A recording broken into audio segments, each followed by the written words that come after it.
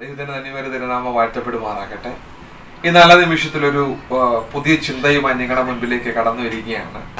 ആമേൻ. ക്രിസ്തീയ ഗോളത്തിന്റെ അകത്ത് നിഴലിച്ചു നിൽക്കുന്ന ഒരു പദമുണ്ട്, പാപം ചെയ്യാതെ ജീവിക്കണം എന്നത്. ആമേൻ. അത് ദൈവരാജ്യത്തിന്റെ അകത്ത് അനിവാര്യമായ ഒരു വസ്തുതയാണ്. എന്നാൽ ഒരു വ്യക്തിക്ക് പാപം ചെയ്യാതെ ജീവിക്കാൻ കഴിയുമോ എന്നുള്ള ഒരു ചോദ്യം പലപ്പോഴും നമ്മുടെ എല്ലാവരുടെയും അകത്തളങ്ങളിൽ, എനിക്ക് പാപം ചെയ്യാതെ ജീവിക്കാൻ കഴിയുമോ എന്ന ഒരു ചിന്ത, ഒരു ചോദ്യം നമ്മുടെ അകത്തളങ്ങളിൽ വരാനുള്ള സാധ്യത മുന്നിൽ കണ്ടുകൊണ്ടാണ് ഇങ്ങനെ ഒരു ദൈവശബ്ദവുമായി നിങ്ങളുടെ മുൻപിലേക്ക് കടന്നു വരുന്നത്. പ്രിയമുള്ളവരെ, നമുക്ക് ഈ ഭൂമിയിലായിരിക്കുമ്പോൾ പാപം ചെയ്യാതെ ജീവിക്കുവാൻ സാധിക്കും.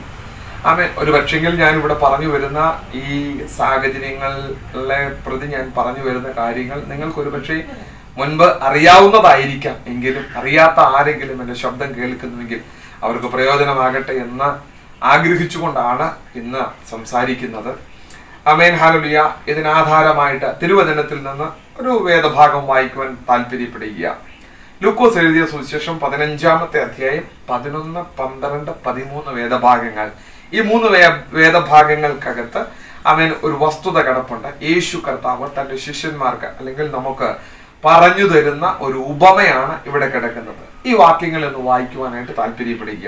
അവിടെ ഇങ്ങനെ പറയുന്നു: പിന്നെ അവൻ പറഞ്ഞത്, ഒരു മനുഷ്യന് 2 പുത്രന്മാരുണ്ടായിരുന്നു.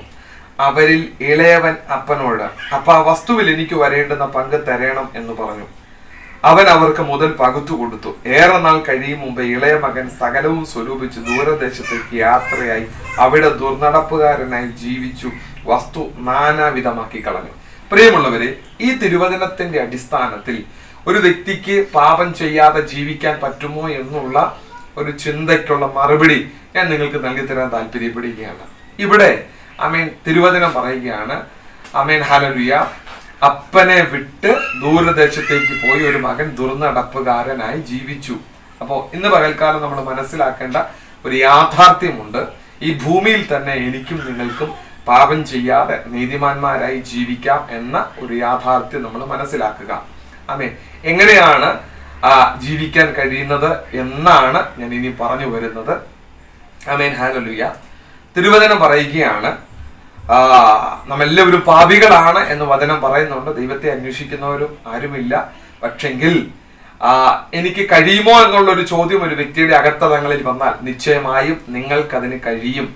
അതിന് എങ്ങനെയാണ് സാധിക്കുന്നത് എന്നറിയുന്നതിന് മുൻപ് എപ്പോഴാണ് പാപം ചെയ്യുന്നത് എന്നാണ് നാം അറിയേണ്ടത്. എപ്പോഴാണ് പാപം ചെയ്യുന്നത് എന്നറിഞ്ഞാൽ നമുക്ക് ആ ഒരു മേഖല ഒന്ന് ക്ലിയർ ചെയ്താൽ, ഒന്ന് സൂക്ഷിച്ചാൽ നമുക്ക് പാപം ചെയ്യാതെ ജീവിക്കാനായിട്ട് സാധിക്കും എന്ന ദൈവത്തിന്റെ തിരുവചനം നമുക്ക് ഇവിടെ ഒരു അറിവ് പകർന്നു വരികയാണ്. ഇവിടെ നോക്കണമേ പ്രിയമുള്ളവരെ, നമ്മൾ കാണുന്ന വായിച്ച വാക്യത്തിന്റെ അകത്ത് കാണുന്ന ഒരു വസ്തുതയുണ്ട്. അപ്പന്റെ അടുത്ത് നിന്ന് ആ പ്രിയ സഹോദരൻ ഇളയ മകൻ വസ്തുവക മുഴുവനും സ്വരൂപിച്ചുകൊണ്ട് ദൂരദേശത്തേക്ക് യാത്രയായി.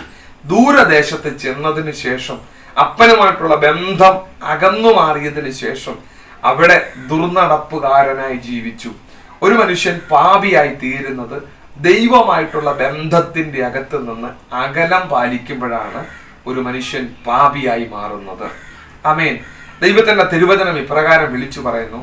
ലേഖന ഭാഗം വായിക്കുമ്പോൾ കൊലോസി ലേഖനത്തിന്റെ അകത്ത് 1-ാം അധ്യായത്തിന്റെ അകത്ത് ഒരു വചനം വിളിച്ചു പറയുന്നുണ്ട്. വചനം ഇപ്രകാരമാണ് പറയുന്നത്: മഹത്വത്തിന്റെ പ്രത്യാശയായ ക്രിസ്തു നിങ്ങളിൽ ഇരിക്കുന്നു.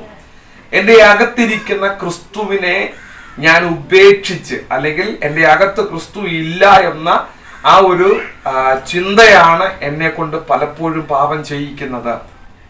ഞാൻ എൻ്റെ പിതാവുമായിട്ട് അകലം പാലിക്കുന്ന സമയങ്ങളിൽ മാത്രമേ എനിക്ക് പാപം ചെയ്യാനായിട്ട് സാധിക്കത്തുള്ളൂ. ഞാൻ എൻ്റെ പിതാവിന്റെ അടുത്ത് തന്നെ ഇരിക്കുകയാണെങ്കിൽ, അതിനും പറഞ്ഞു, കൊരിന്ത്യർ ലേഖനം പറഞ്ഞു, നിങ്ങളോവനാൽ ക്രിസ്തു യേശുവിലിരിക്കുന്നു. യേശുവിലിരിക്കുന്ന ഒരാൾക്ക് ഒരിക്കലും പാപം ചെയ്യാൻ കഴിയത്തില്ല. കൊലോസി ലേഖനം പറയുന്നു, മഹത്വത്തിന്റെ പ്രത്യാശയായ ക്രിസ്തു നിങ്ങളിൽ ഇരിക്കുന്നു. ക്രിസ്തുവിനെ വെച്ചുകൊണ്ട് എനിക്ക് പാപം ചെയ്യാൻ കഴിയത്തില്ല. ആമേൻ. കാരണം എന്താണ്? പരിശുദ്ധാത്മാവ് എന്നെ അതിൽ നിന്ന് വിലക്കും. പരിശുദ്ധാത്മാവ് എന്നോട് പറയും ചെയ്യുന്നത് തെറ്റാണ്, ബോധ്യം നൽകി തരും. Amen hallelujah. സകല സത്യത്തിലും വഴി നടത്തുന്ന പരിശുദ്ധാത്മാവിനെ പ്രാപിച്ചു എന്ന ബോധ്യം നിങ്ങൾക്കുണ്ടെങ്കിൽ നിങ്ങൾക്ക് ഈ ഭൂമിയിൽ തന്നെ പാപം ചെയ്യാതെ ജീവിക്കാൻ സാധിക്കും. എപ്രകാരം? അപ്പനുമായിട്ടുള്ള ബന്ധം നിങ്ങൾ നഷ്ടപ്പെടുത്തുന്നില്ല എങ്കിൽ, അപ്പനുമായിട്ടുള്ള ബന്ധത്തിൽ തന്നെ നിങ്ങൾ തുടരുന്നവരാണെങ്കിൽ നിങ്ങൾ ഒരിക്കലും പാപം ചെയ്യത്തില്ല. പാപത്തിലേക്ക് നിങ്ങളുടെ കാലുകൾ പോകത്തില്ല. പാപചിന്തകൾ നിങ്ങളുടെ അകത്തളങ്ങളിലേക്ക് വരത്തില്ല. കാരണം എന്താണ്? നിങ്ങൾ നിങ്ങളുടെ അപ്പനുമായിട്ടുള്ള ബന്ധം സൂക്ഷിക്കുന്നവരാണ്. മഹത്വത്തിന്റെ പ്രത്യാശയായ ക്രിസ്തു നിങ്ങളുടെ അകത്തിരിക്കുമ്പോൾ ഒരു ദുഷ്ട ചിന്ത കടന്നു വരുവാൻ ആ ദൈവം അനുവദിക്കത്തില്ല.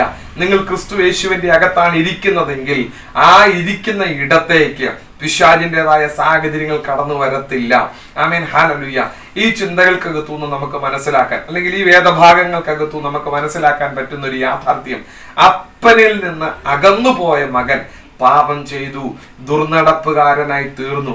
എന്നാലോ അപ്പനുമായിട്ട് ചേർന്ന് നിന്നവരൊക്കെ അവരുടെ ജീവിതത്തിൽ പാപം വന്നില്ല, പാപത്തിലേക്ക് പോകാൻ അവർക്ക് കഴിഞ്ഞില്ല. ഹല്ലേലൂയ. പ്രിയമുള്ളവരെ, നമുക്കെല്ലാവർക്കും അറിയാമല്ലോ, ഉൽപ്പത്തി പുസ്തകം വായിക്കുമ്പോൾ ഹല്ലേലൂയ, അവിടെ ആമേൻ, ഹാനോക്ക് ദൈവത്തോട് കൂടെ നടന്നു, ദൈവം അവനെ എടുത്തു എന്നാണ് വചനം പറയുന്നത്. എന്താണ് ഹല്ലേലൂയ അവിടെ സംഭവിക്കപ്പെട്ടത്? ദൈവത്തിന്റെ കൂടെ നടന്നവൻ അവൻ പാപം ചെയ്യാതെ ദൈവത്തിന്റെ കൂടെ നടന്ന് അവൻ സ്വർഗത്തിലേക്ക് കയറിപ്പോയി എന്ന് പറയുകയാണ്. പ്രിയമുള്ളവരെ, ഞാൻ നിങ്ങളോട് വിളിച്ചു പറയട്ടെ, ദൈവത്തിന്റെ കൂടെ നടക്കുന്നുവെങ്കിൽ, പുത്രനായ യേശുവിന്റെ കൂടെ പരിശുദ്ധാത്മാവിന്റെ സാന്നിധ്യത്തിന്റെ അകത്ത് നിങ്ങൾ വസിക്കുന്നവരാണെങ്കിൽ നിങ്ങൾക്ക് പാപം ചെയ്യാതെ ജയകരമായിട്ടുള്ള ക്രിസ്തീയ ജീവിതം നയിക്കുവാനായിട്ട് സാധിക്കും. അതിന് കർത്താവ് നിങ്ങളെ സഹായിക്കട്ടെ. അപ്പനുമായിട്ടുള്ള ബന്ധം നഷ്ടപ്പെടുന്നില്ല എങ്കിൽ, ഇല്ലാത്തിടത്തോളം നിങ്ങൾക്ക് പാപം ചെയ്യാൻ കഴിയത്തില്ല.